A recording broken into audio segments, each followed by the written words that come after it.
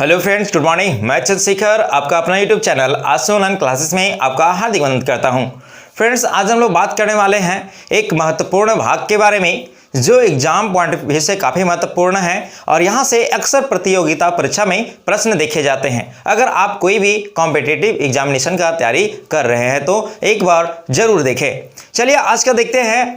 आपका भारतीय संविधान में संघीय शासन का व्यवस्था जो है क्या है उसके बारे में। हमारे भारतीय जो संविधान में संघीय शासन व्यवस्था के जो बारे में जिक्र किया गया है वो अनुच्छेद आपका 52 से लेकर अनुच्छेद 151 के मध्य में भारत संघीय शासन व्यवस्था के बारे में जिक्र किया गया है तथा भाग 5 में इसके बारे में जिक्र किया गया है आपका संघीय शासन व्यवस्था के बारे में। अब समझते हैं कि संघीय शासन व्यवस्था के अंतर्गत कौन कौन आते हैं।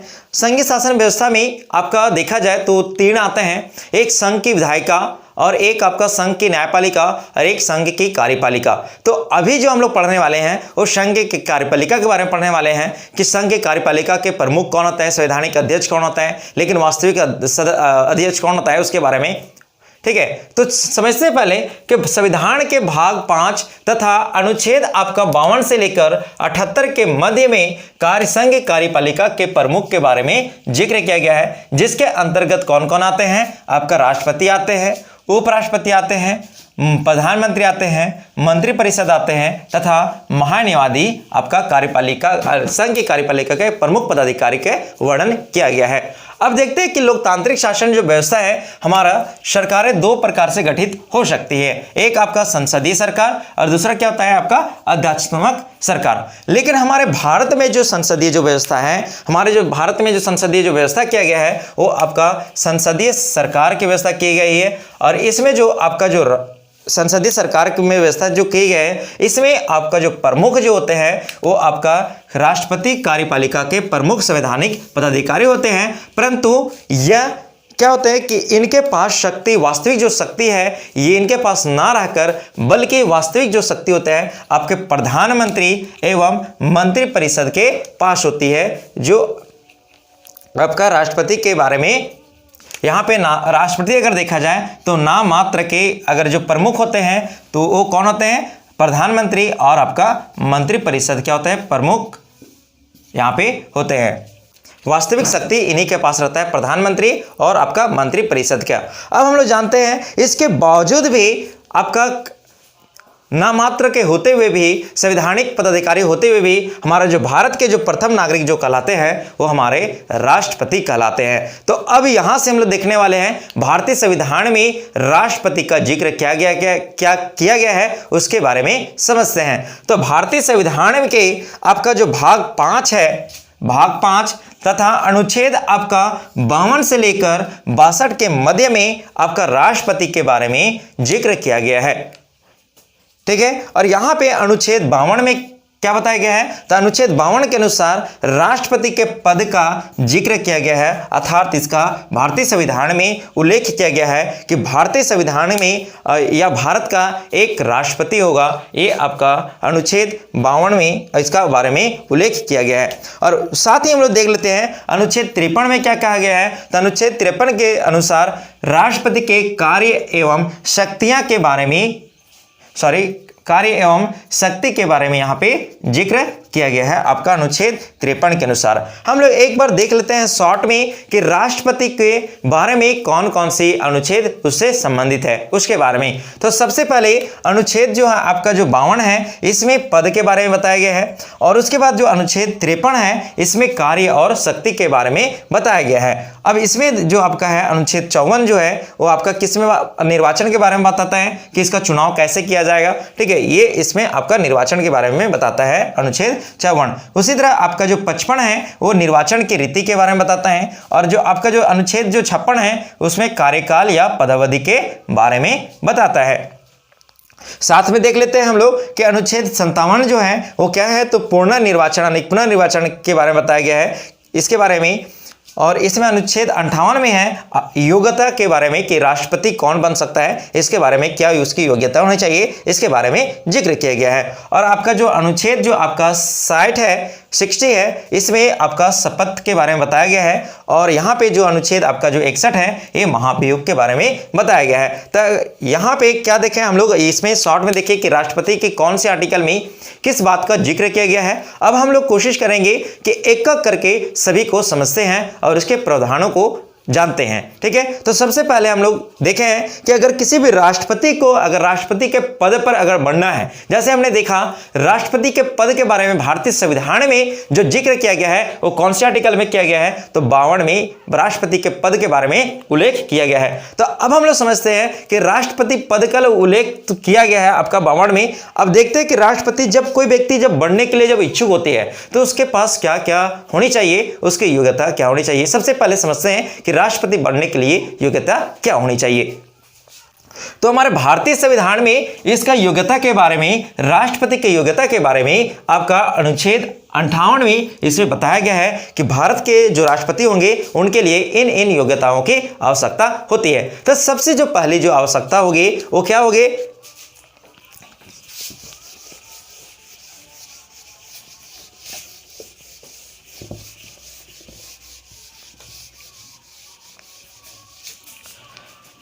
चलिए तो सबसे पहले क्या होना चाहिए उसके पास योग्यता, तो वह भारत का नागरिक हो, वह सबसे पहले भारत का नागरिक हो। दूसरा क्या होना चाहिए, वह किसी भी न्यायालय के द्वारा दिवालिया या पागल घोषित ना किया गया हो तथा वह मानसिक रूप से ठीक हो। और इसमें जो सबसे जो इंपॉर्टेंट जो बात होती है, जो आज करने वाली बात होती है, वो क्या होता है, एग्जाम पॉइंट भी से काफी महत्वपूर्ण होते हैं। तो राष्ट्रपति के पद के लिए वही व्यक्ति खड़ा हो सकते हैं जिनकी उम्र सीमा 35 वर्ष पूरी हो चुकी हो, अर्थात 35 वर्ष के नीचे कोई भी व्यक्ति चुनाव, राष्ट्रपति के चुनाव में आपका योग्यता, उसके राष्ट्रपति बनने की योग्यता को पूर्ण नहीं करता है। ठीक है, तो उसके 35 वर्ष होने चाहिए और वह भारत का नागरिक होना चाहिए और वह किसी भी बैंक या किसी भी न्यायालय द्वारा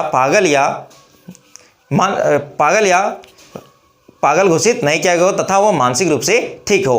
अब देख लेते हैं कि लोकसभा का जो उसमें जो योग्यता रहना चाहिए, जो वो क्या हो, राष्ट्रपति के बनने के लिए उसकी योग्यता जो होती है वो लोकसभा के सदस्य बनने की योग्यता भी रखता हो जो राष्ट्रपति पद के लिए खड़ा हो रहा है वो व्यक्ति को। अर्थात कहने का मतलब यह है कि वह लोकसभा के जितने भी जो बनने के जो अधिकार हैं, जितने भी उसकी योग्यताएं हैं, सभी को उसको पूर्ण करनी चाहिए। ठीक है, उसके बाद हम लोग समझते हैं इसमें जो होने चाहिए, जो राष्ट्रपति के जो होता है इसमें आपका 50 प्रस्तावक तथा 50 अनुमोदक होता है। इसके बारे में समझेंगे कि प्रस्तावक क्या होता है और अनुमोदक क्या होता है उसके बारे में।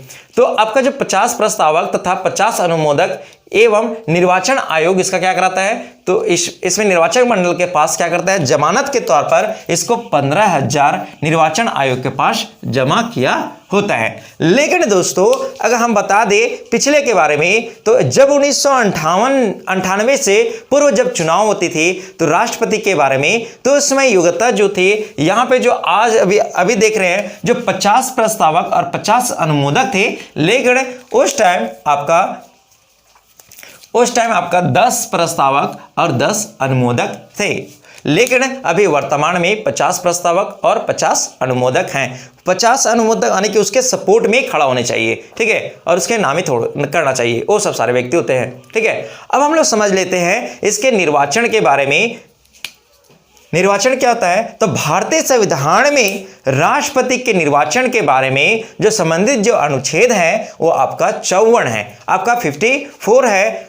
इसके बारे में समझते हैं तो उसमें क्या होता है कि राष्ट्रपति को जो चुनाव कराता है भारत में, वो कौन कराता है, तो आपका निर्वाचन यानी चुनाव निर्वाचन आयोग कराता है। और इसमें हम लोग देखते हैं कि इसमें कौन कौन सी भाग लेता है निर्वाचन में, तो आपका लोकसभा से 543, आपका राज्यसभा से 233 तथा विधानसभा से आपका जितने भी जो निर्वाचित सदस्य होते हैं उसके बारे में समझते हैं। तो क्या सबसे पहले कौन भाग लेता है, तो आपका लोकसभा से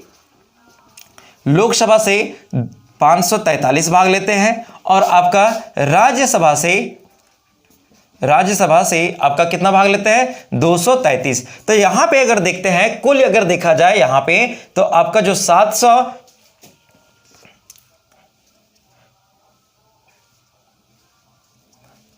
ठीक है,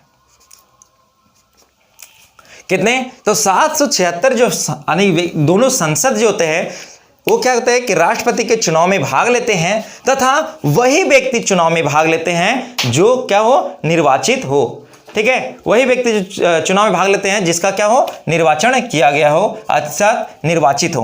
और हम लोग देख लेते हैं राज्य के विधान सभाओं से कितने सदस्यों को लिया जाता है। तो जितने भी जो राज्य होते हैं उनसे कितना, तो 4120 सदस्य को यहां से चुना जाता है। अतः यहां पे जो होता है आपका देखा जाए तो ये जो होता है आपका यहाँ पे 4120 और यहाँ पे जो 776 जो होते हैं ये क्या होते हैं, दोनों क्या होते हैं, तो निर्वाचित सदस्य होते हैं। अर्थात इसके जो चुनाव में, राष्ट्रपति के चुनाव में जो भाग लेते हैं वो सिर्फ कौन सा लेते हैं, तो निर्वाचित सदस्य ही लेते हैं। ये आपका एग्जाम पॉइंट ऑफ व्यू से काफी महत्वपूर्ण है और ये आपको याद भी रखनी है।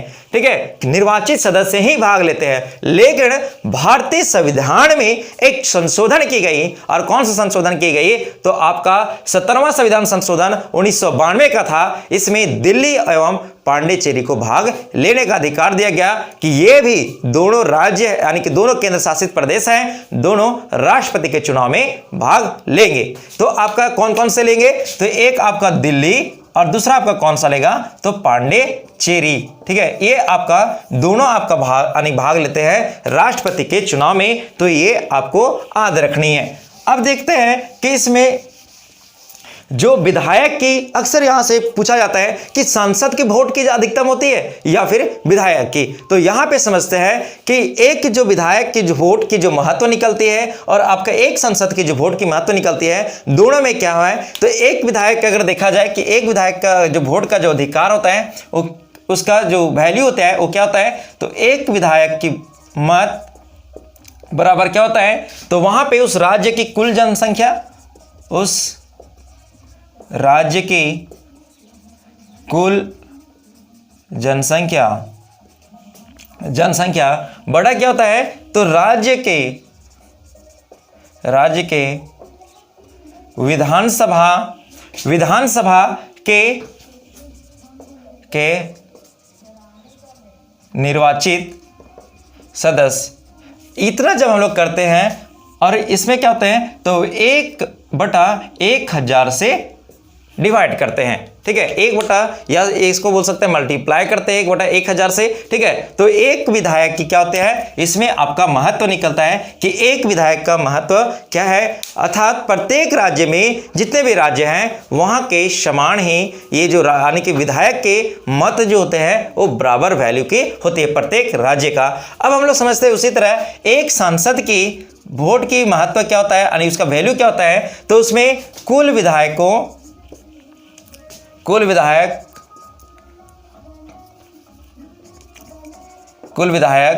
की मत और बटा क्या होगा, तो वहां पे आपका निर्वाचित सदस्यों की, सांसदों की संख्या, निर्वाचित सांसदों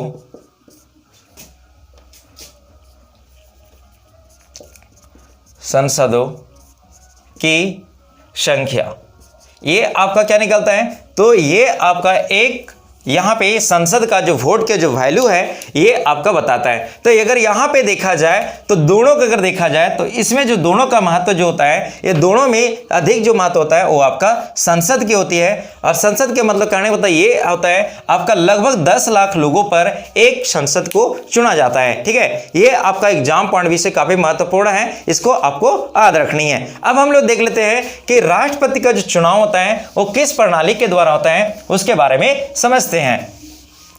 तो अभी जो है आपका जो इसमें चुनाव में भाग लेते हैं और कौन से भाग होते हैं, तो आपका किस तरह से उसका चुनाव जो होता है, अभी बताएं कि एकल संक्रमणीय चुनाव पद्धति के द्वारा इसका चुनाव किया जाता है। यानी अभी अनुपातिक जो बता रहे थे, ठीक है, डिवाइड करके, वो क्या है आपका एकल संक्रमणीय अनुपातिक चुनाव पद्धति है। और यहाँ पे जो चुनाव होती है वो कौन सी है, तो आपका अप्रत्यक्ष रूप से होती है और गुप्त मतदान होती है और समानुपातिक विधि के द्वारा और एकल संक्रमणीय चुनाव यहाँ पे होती है। राष्ट्रपति के चुनाव में। और एकल संक्रमणीय पद्धति का जो चुनाव की जो प्रणाली है वो किस देश से लिया गया है, तो आपका आयरलैंड के संविधान से ली गई है। अब हम लोग समझते हैं कि भारतीय संविधान में आपका अगर राष्ट्रपति के अगर चुनाव में अगर कोई विवाद हो जाता है तो राष्ट्रपति के चुनाव के जो मुद्दा है वो कहां पे जा सकती है और वो किस आर्टिकल के तहत वहां पे ले जाया जा सकती है। तो आपका भारतीय संविधान में इसके विवादों के बारे में जिक्र किया गया है आपका अनुच्छेद 71, जो राष्ट्रपति के चुनाव में विवादित से संबंधित होगा। अगर कोई राष्ट्रपति के चुनाव में अगर किन्हीं तरह के अगर विवाद होती है तो वो एक ही न्यायालय जा सकता है और वो आपका सर्वोच्च न्यायालय। और सर्वोच्च न्यायालय क्या होता है, उस विवाद का अंतिम होता है, अर्थात उसके आगे वो विवाद को आगे नहीं जा सकता है। जो भी होगा उसको माननी पड़ेगी वहां पे जो भी दिया जाएगा फैसला, और वो क्या होगा, अंतिम होगा। तो अब देखते हैं हम लोग आगे अनुच्छेद आपका भारतीय संविधान के अनुच्छेद 60 के बारे में। तो 60 में आपका राष्ट्रपति के शपथ के बारे में जिक्र यहां पे किया गया है। अब समझते हैं राष्ट्रपति के शपथ के बारे में। तो राष्ट्रपति के शपथ कौन दिलाता है, तो आपका जो सर्वोच्च न्यायालय के जो मुख्य न्यायाधीश होते हैं या फिर वरिष्ठ न्यायाधीश होते हैं वो राष्ट्रपति को शपथ दिलाते हैं।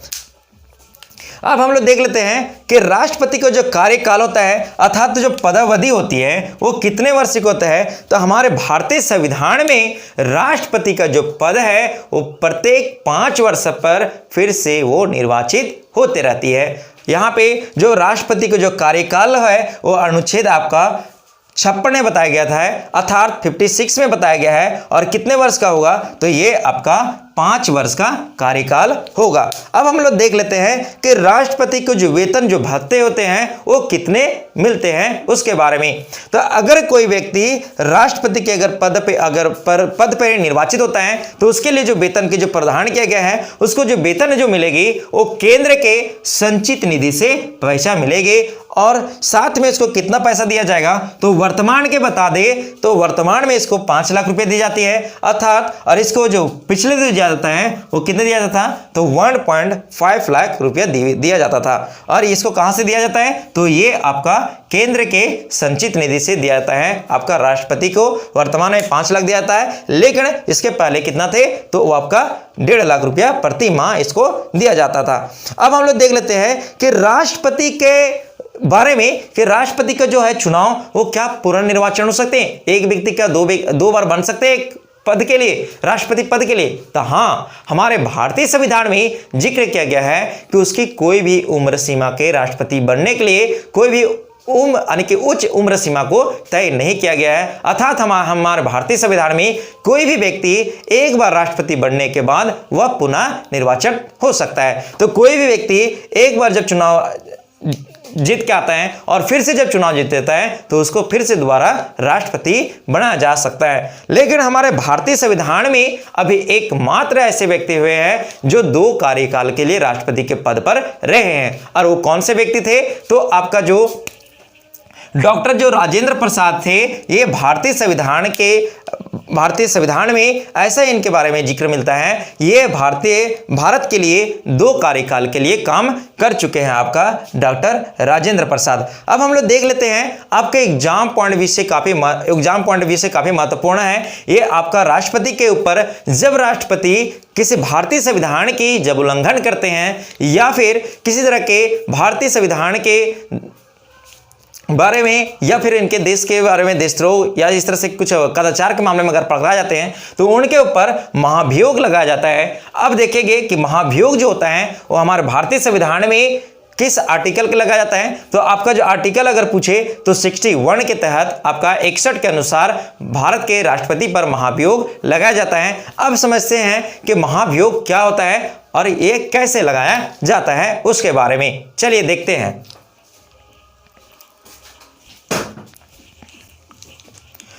तो हम समझते हैं कि यानी कि भारत के राष्ट्रपति के ऊपर अनुच्छेद 61 के अनुसार राष्ट्रपति के ऊपर महाभियोग की प्रक्रिया कैसे लगाई जाती है उसके बारे में समझते हैं। तो सबसे पहले क्या होता है कि राष्ट्रपति के यानी कि जो अब महाभियोग लगाया जाता है वो संसद के द्वारा लगाया जाता है। किसके द्वारा लगाया जाता है, तो संसद के द्वारा लगाया जाता है। और संसद में आपका 2 आते हैं, एक आपका लोकसभा और दूसरा आपका कौन आता है, राज्यसभा। अगर सांसद बोले तो वो सांसद पार्लियामेंट के सदस्य होते हैं, लेकिन संसद के अंतर्गत कितने आते हैं तो आपका 2 आते हैं, एक आपका लोकसभा आता है और दूसरा आपका राज्यसभा आता है। ठीक है, हमारे भारतीय संविधान में ऐसा जिक्र किया गया है कि राष्ट्रपति के ऊपर दोनों में से कोई राष्ट्रपति के ऊपर महाभियोग लगा सकते हैं, जो भी पहले चाहे, वो पहले आप राज्यसभा से भी चालू हो सकती है, चाहे वह लोकसभा से भी चालू हो सकती है। ठीक है, यानी दोनों से यहां पे चालू हो सकते हैं। सबसे पहले तो सबसे पहले क्या होता है, स्टेप 1 में देखेंगे हम लोग कि इसमें सबसे पहले क्या होता है कि अगर कोई राष्ट्रपति के अगर महाभियोग लगाना है तो उसको 1/4 लोग, यानी कि जितने भी वहां पे जो उपस्थित के लोग हैं, अगर लोकसभा में लगाया जा रहा है तो उसका जो उपस्थित 1/4 लोग हैं उसको 14 दिन पूर्व क्या होता है, उसको नोटिस दिया जाता है और उपस्थित जो लोग होते हैं उसका 1/4, और उसके बाद उसके 14 दिन बाद क्या होता है कि वह मामला जो आता है वो नोटिस देगा, और नोटिस के बाद 14 दिन बाद क्या होता है कि वह जो मामला होता है वो फिर से लोकसभा में आता है। अगर लोकसभा के जितने भी वहां पे जो लोग होंगे उसका अगर 2/3 जो लोग होते हैं 2/3, वो अगर उतना लोग अगर उसको वोट मिल जाएगा उस प्रस्ताव को, तो ये प्रस्ताव क्या हो जाएगा, आगे बढ़ जाएगा। अर्थात वह प्रस्ताव कहां पे चला जाएगा तो आपका वह लोग यानी राज्यसभा में चला जाएगा। और अगर वह महाभियोग के प्रस्ताव को अगर वहां पे राज्यसभा के 2/3 वहां पे भी उसको वोट दे देंगे तो स्वतः राष्ट्रपति को हटा दिया जाएगा महाभियोग के प्रक्रिया के द्वारा। तो ये था आपका महाभियोग की प्रक्रिया कि अगर कोई भी राष्ट्रपति अगर संविधान का या किसी तरह कदाचार जब करते हुए पकड़ा जाता है तो उसके तहत आपका महाभियोग लगाया जाता है। और महाभियोग में सबसे पहले क्या होता है कि राष्ट्रपति को 14 दिन पूर्व एक नोटिस जारी किया जाता है, जो वहां के उपस्थित जो सदस्य होते हैं उसका 1/4 जो भी सभा में लगाया जाता है, लोकसभा या राज्यसभा में। उसके बाद क्या होता है कि वह फिर 14 दिन बाद क्या होता है कि वह प्रस्ताव फिर से आता है और 2/3 फिर वहां के अगर लोकसभा में फिर उसको अगर प्रस्ताव को मिल जाए वोट तो क्या होता है आगे बढ़ जाएगा, और फिर से 2/3 अगर मिल जाएगा राज्यसभा में अगला में तो वह क्या हो जाएगा, राष्ट्रपति स्वतः समाप्त हो जाएगा। इसके बारे में समझे। तो आज के लिए इतने ही, और नेक्स्ट वीडियो हम मिलने वाले हैं राष्ट्रपति के कार्य और क्षेत्र अधिकार के बारे में और उसके शक्तियां के बारे में कि कौन कौन सी शक्तियां, जैसे आपातकाल की शक्तियां, वित्त आयोग का गठन करने की जो इसके जो दिया गया है उसके बारे में समझेंगे अगले क्लास में। अगर मेरा वीडियो अगर आप लोग का अगर अच्छा लगे तो मेरा चैनल को सब्सक्राइब करें और अपने दोस्तों को साथ वीडियो को शेयर करें ताकि वीडियो का लाभ उनको भी मिल सके। तब तक के लिए bye bye and thank you.